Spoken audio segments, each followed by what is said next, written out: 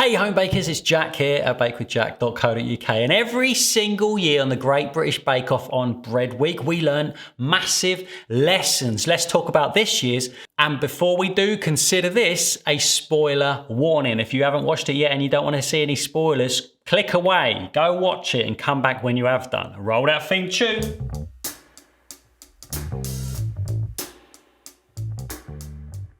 Hello and welcome back to the Bake with Jack YouTube channel, where I like to speak about the Bake Off once a year probably. In fact, in the olden days, I used to do a whole video diary of the entire season. What on earth was I thinking?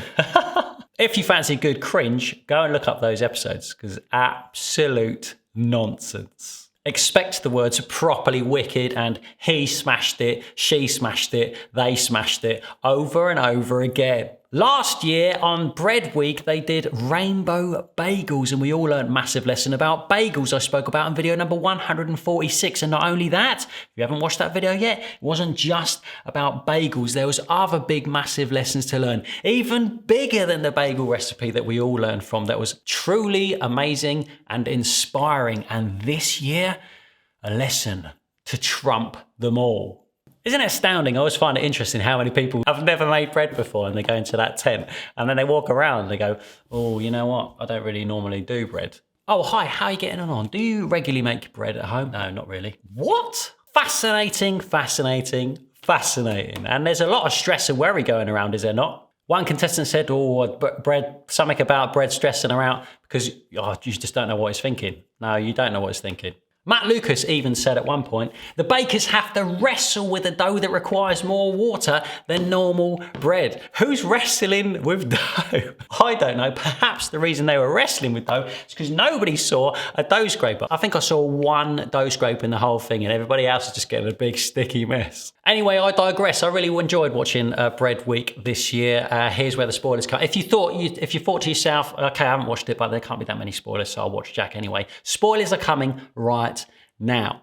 We saw a focaccia, properly wicked, love making focaccia. We saw ciabatta breadsticks, and we also saw milk bread, which was all very fascinating. And what I really wanted to come on here and talk about, well, I couldn't put in the description because it would be a spoiler, is Giuseppe. The original title for this video was going to be, how did Giuseppe do so well at Bread Week, or something along those lines. But I couldn't possibly put that in the title because that would probably ruin a lot of people's day, and probably a year. Now, the first two rounds, the first one was focaccia and the next one was ciabatta. And I see you people out there on Twitter saying stuff like, oh, no wonder Giuseppe did so well. He's Italian, and focaccia and ciabatta are both Italian breads. Like it's in his blood or something. Like every English person knows how to make a steak and kidney pudding or a spotted dick because they were born with the knowledge. Probably not the case. I think he had made a focaccia before, and good for him, because if you go on the Bake Off, you probably should have made a focaccia before.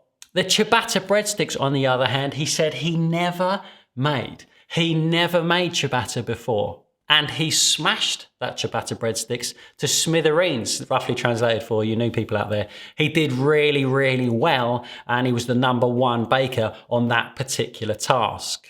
How did he do it, I hear you ask? How did Giuseppe perfect a bread that he's never ever made before? I'm going to tell you exactly how. Giuseppe understands the power of principles, and principles are what we talk about primarily on this channel. This channel might as well be called Bread Principles, because it's the principles that give you true power in your bread making. If you understand the characteristics of the bread you are trying to achieve, and you have knowledge of principles, combine those principles knowledge with your natural instincts, which by the way is down to practice, and I'm going to do a whole video on instincts soon because it's such a fascinating topic, and you will crack whatever bread you want to make without a recipe. I promise you that. Here's what I'm talking about. Ciabatta breadsticks, on the outside you want it to be crusty, on the inside you want it to be open textured. Nice and chewy, ideally. Personally, I would keep the olives whole or tear them in half because I like it that way. That's called interest, textural interest. Surprise! Oh, there was a real nice olive in that mouthful. Yeah. If you understand those characteristics you are trying to achieve, the crusty outside and the soft, open textured inside, you know you're going to have a wet dough. You know you're going to want to fold it along the way, strengthening it, but not developing the gluten so much that the crumb is tight structure. You know, you're going to want to bake it on a high heat, initially at least with steam, for quite some time to get that crusty brown exterior. And that's where a lot of people fell down. With the knowledge of the principles I share on this channel on a weekly basis, you will gain the power to be able to create whatever bread you want with whatever characteristics you want in the end. If you practice, if you just simply do again and again and again, you'll build the instincts that you need to be able to achieve that. And that is what I find so fascinating about Giuseppe's performance on Bread Week, because he absolutely smashed it out of the park. And on the showstopper round, they had to create some sculpture out of milk bread or whatever. Giuseppe, again, understood what you can and what you can't do with a bread dough. Simple shapes put together made really, really effective. Some contestants did really, really well by pure chance. Let's face it, they winged it and they got away with it. If they were to do it again and again, or create some different bread that they haven't made before, they probably fall at the first hurdle. It's just the luck of the draw. Giuseppe's got moves, man. He really and truly had a grasp upon the principles, clearly had practice with other breads, and so therefore had the foundation to create something he's never done before.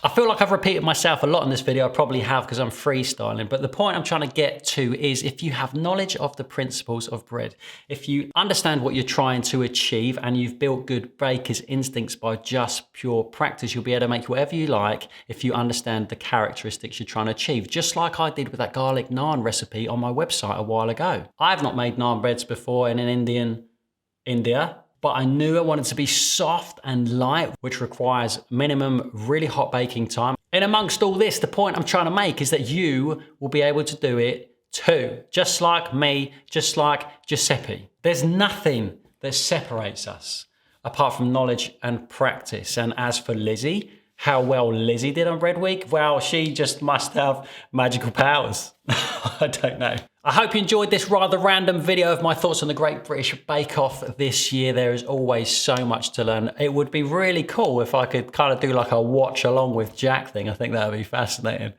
Maybe that's just fascinating for me. And maybe that would breach so many copyright laws that Channel 4's lawyers will come hunting for me. Thank you so much for stopping by and look forward to seeing you very soon for that Instincts video and plenty more on the Bake with Jack YouTube channel. If you want to, subscribe. See ya. And there it is. If this is the first video of mine you've seen, if you're brand new here, you might be pleased to hear there's a couple hundred videos on here all about the principles of bread, helping you build your understanding so you can make amazing bread every single time. If that's your cup of tea, hey, stick around. Take a look at what else is here and click subscribe if you don't want to miss a single one. See ya.